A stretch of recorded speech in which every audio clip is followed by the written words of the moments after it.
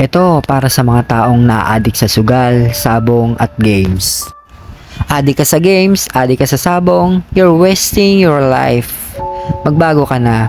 Alam mo, kung nagpapaka-addict ka sa mga walang kwentang bagay, hindi mo naman pagkakakitaan yan. Walang special benefit sa iyo yan sa buhay. 10 years, 15 years from now, you're still on the same addiction. What happens to your life? Hindi mo na monetize, walang nangyari o addict ka sa sugal. Kita mo naubos yung buhay mo, naubos yung pera mo, pati bahay mo ngayon nakasanla. Better change what you are addicted at. Alam mo, mas maganda magpaka-addict sa tagumpay mo. Magpaka-addict ka sa sarili mong success sa negosyo.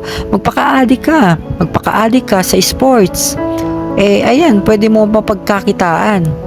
Baka 10 to 15 years from now, na-addict ka sa sports, laro ka ng laro, healthy ka unang-una, tas may negosyo ka pa. Kaysa yun, nagpapaka-addict ka sa mga walang kwentang bagay, magparehab ka na, kasi walang pupuntahan yung buhay mo dyan. Papayag ka ba, 15 years from now, dukha ka pa rin, hampas lupa ka pa rin, hindi pwede.